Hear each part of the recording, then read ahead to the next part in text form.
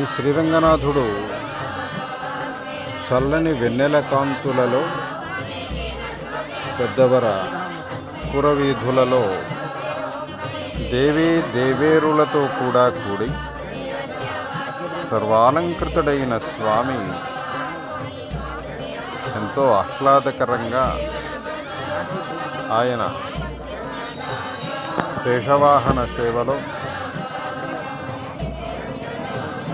దివ్యంగా దర్శనమిస్తున్నారు.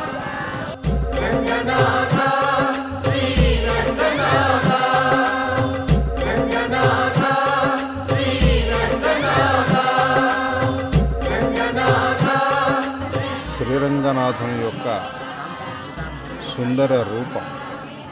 ఇటువంటి సుందర రూపం దర్శించాలి అని అంటే మళ్ళా మనకి సంవత్సరం రోజులకు కానీ ప్రాప్తం కాదు.